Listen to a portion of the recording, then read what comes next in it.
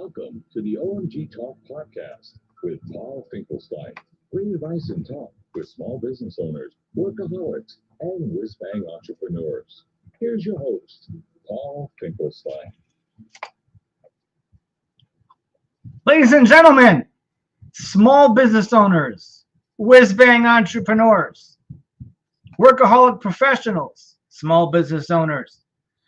What's the difference between a pig's belly and yours? What is the difference, and do you care? This is not exactly the bald-face type, so if you're extremely busy right now, you have to get into another appointment, maybe you chime in later. But if you got a couple of seconds, we're live. You could actually send me a message through the show, just underneath the video, just comment. Maybe I'll feature a comment on the screen like this. Here's a sample. So I hit reply. Okay. I hit reply and I hit enter. Okay, that's not going to work right now. Oh, here. It will work. It'll work in just a second. And it'll look like this. And I'll feature your comments on the screen. But what I wanted to mention to you today, and exactly that, is why is there so much to learn?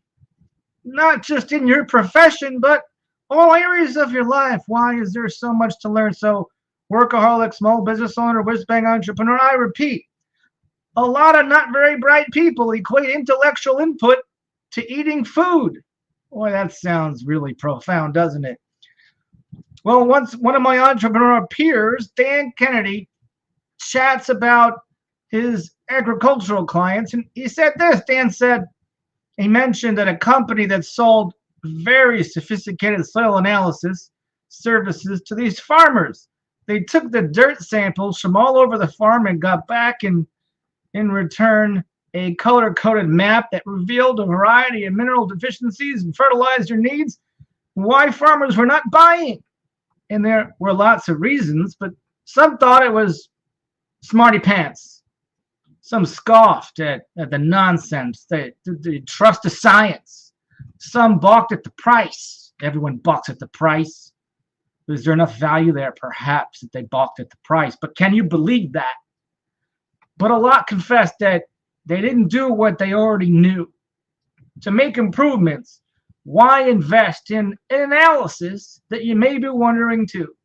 Would you expect a joke coming? A Farm Bureau rep goes into a bar.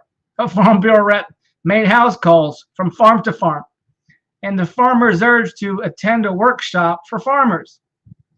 The topic, educate yourselves on farming. One gregarious farmer, what a fancy word, a nice vocabulary word, I love that word. Gregarious farmer at a workshop, he gasped. Wow, what an expression, gasped. I ain't using half of what I know now. I ain't using half of what I know now. So I digress that a lot of not very bright people equate intellectual input to eating food. How so, you ask? Well, is your fridge full right now? Then no need to go shopping, right? But your plate's still full. Probably don't need seconds. You agree? Makes sense? So your belly overexpansion is not the goal, right? How about your mind? Are you craving any stimulation? How about giving you some more knowledge to make you the Einstein of your peers, in your industry, in your business, on your block, in your neighborhood, in your community? The buffet for your mind doesn't have to get smart with everything, just what you're hungry for. Yes or yes? So value isn't quantity. Would you agree? You like to profit in bite-sized pieces or small increments, right? You prefer not to get into information overload? Agree? Inch by inch is a cinch, and yard by yard is hard. Does that make sense? But One good marketing idea in a year justifies a year's worth of Wednesday morning meetings, right? One good new client justifies a quarter of meetings on a Wednesday. What if the new input reminds you of something you already know, nudges you finally to take action, pushes you past procrastination, counters negative media gloom and doom? Your early meet and greet on Wednesday has earned its worth. Yes or yes? Feeling need to excuse yourself, processing more information, looking into the smarter meet and greet? I have too much overload is choice A. Choice B in the multiple choices, I'm not using already half the stuff I know. And welcome to dumb farmer thinking. It's not the thinking of successful people. You see, before Lynn Finkelstein, CPA, CFP, MBA, my mom passed away from ovarian cancer in 2019. She never got to experience COVID. That's a good thing. My mom got up early hours in the morning and stayed up late and got a lot done by 10 a.m. every single day. I bet the majority of what mom read, she already knew and had little interest in. But I'm confident mom was smart enough to not care if she already knew something and had no interest. I think mom was hunting for the new perspective or even the fresh look-see. I have met and read about rich entrepreneurs, and it seems they all have piles of books lying around and still acquiring more. They're in the constant pursuit of ideas and inspiration. But you got to hear this one. This playwright, Archibald MacLeish, saw the difference between a pig's mind and your mind. Both feed their bellies. Both enjoy the feasting part. Yum! But only some feed their minds consistently and love to do so regularly. That's why I attend an in-person meeting on Wednesday, started a speed networking group on Alignable every week. Second one so far, and why I love reading TAGR. It's a book. Ask me about it sometime, TAGR. So call me, I'm Paul, at 561-302-0051 to be one of the 24 guests early Wednesday mornings from 8 to 9 a.m. We like to get to networking events, get them done by 9 because in the middle of the day, it just takes up the whole day, interferes with your business. We're near I-95 and Atlantic Avenue in Delray Beach, about 5 to 7 minutes from there, so call for the rest of the deets or the details.